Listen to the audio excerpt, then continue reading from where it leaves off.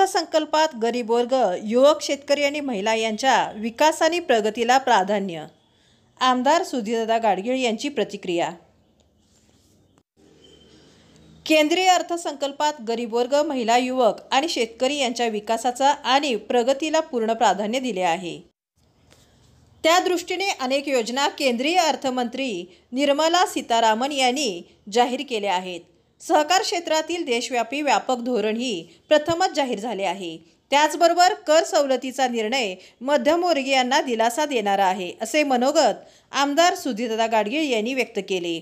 ते म्हणाले, पंतप्रधान नरेंद्र मोदी यांनी वेळोवेळी जाहीर केलेल्या भूमिकेनुसारच देशातील गरीब वर्ग, महिला, युवक आणि अन्नदाता शेतकरी यांना डोळ्यासमोर ठेवूनच यंदाचा अर्थसंकल्प मांडण्यात आला आहे. यामध्ये महिलांना विकासाच्या अनेक संधी देणाऱ्या योजना जाहीर करण्यात आल्या आहेत. त्याचबरोबर युवकांना रोजगार आणि कार्यकौशल्य विकास यांना प्राधान्य देण्यात आले आहे. शेतकऱ्यांसाठी उत्पादकता वाढीला प्राधान्य देण्यात आले आहे. त्याचबरोबर शेतीमालाच्या किमतीबाबतही शेतकऱ्यांना दिलासा देण्यात आला आहे. सोयाबीन आणि सूर्यफूल यासारख्या तेलबियांच्या लागवडीला प्रोत्साहन देण्यात येणार आहे. नैसर्गिक शेतीला सरकार यापुढे प्राधान्य देणार असल्याचेही अर्थसंकल्पात स्पष्ट करण्यात आले आहे. ऊर्जा क्षेत्राच्या विकासासाठी विशेष योजना जाहीर करण्यात आल्या आहेत. त्यामध्ये सौर ऊर्जेला साहजिकच अधिक प्राधान्य देण्यात आले आहे.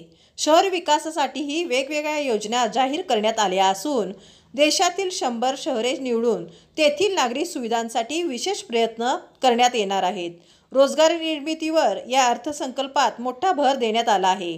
तरुणांच्या हाताला काम हे उद्दिष्ट ठेवण्यात आले आहे.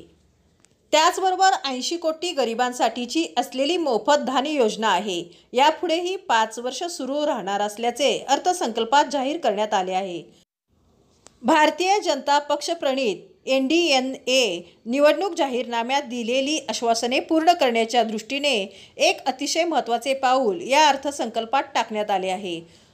पंतप्रधान नरेंद्र मोदी यांच्या नेतृत्वाखाली देश महागाईला आळा, विकसित दराला आघाडी, परकीय गुंतवणुकीला प्राधान्य, बँकिंग व उद्योग क्षेत्र मजबूत करणे, सहकार क्षेत्राला ताकद देणे अशा सर्व आघाड्यावर काम करीत असल्याचे या अर्थसंकल्पातून स्पष्ट झाले आहे, असेही आमदार गाडगीळ यांनी सांगितले.